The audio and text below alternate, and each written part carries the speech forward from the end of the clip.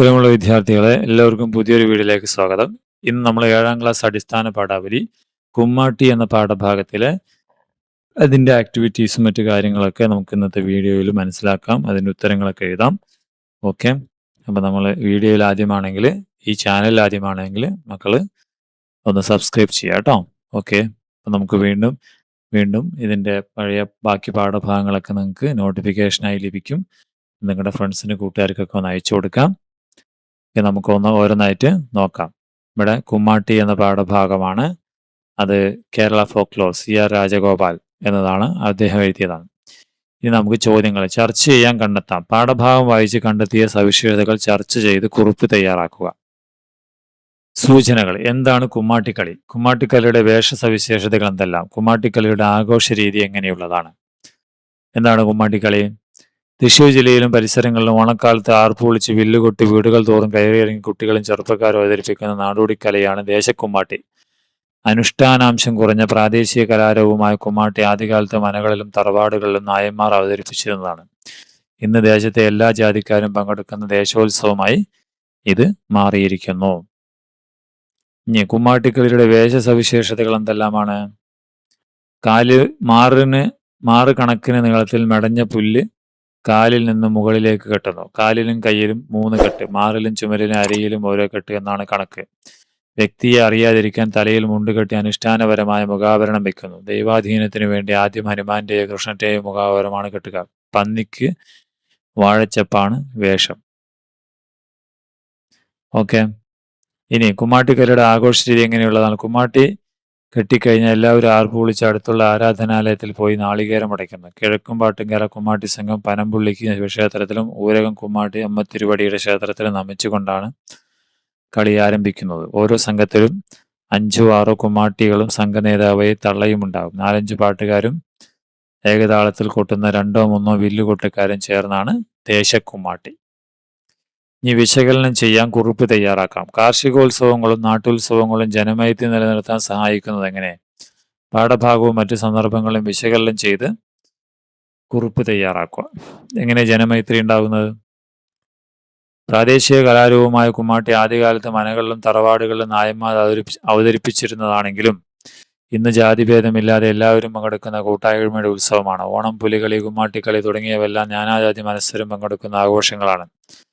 ജനമൈത്രിയും ഐക്യവും വിളിച്ചോതുന്ന ഇത്തരം നാട്ടുത്സവങ്ങളെല്ലാം അതിർവരമ്പുകൾ ഇല്ലാതാക്കുകയും നാമെല്ലാം ഒന്നാണെന്ന ബോധം സൃഷ്ടിക്കുകയും ചെയ്യുന്നു.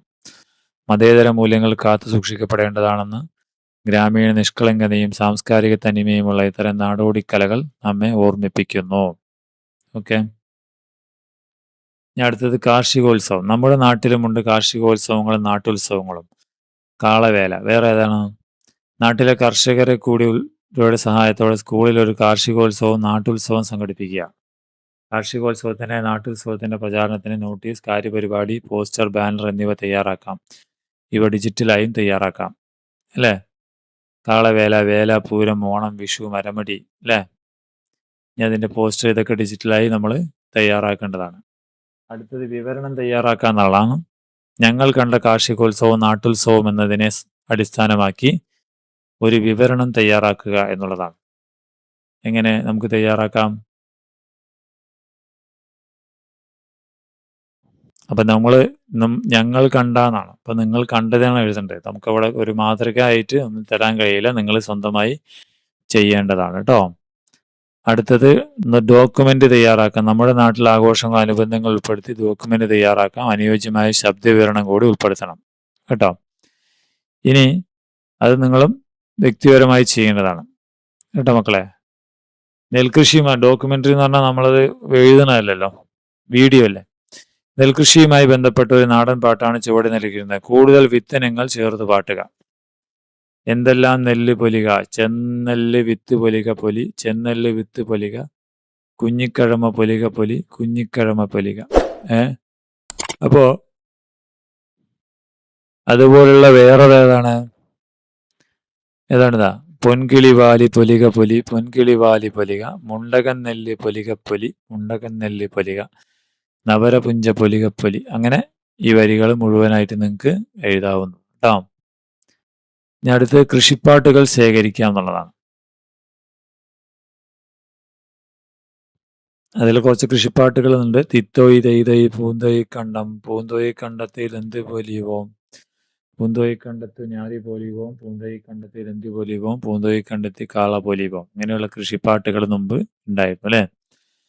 താനാ തന താനാ തന താനാ തന തന താനാ തന തന താനാ തന തന തന്തിനനോ ഒരു ചാലുഴുതില്ല ഒരു വിത്തും വിതച്ചില്ല.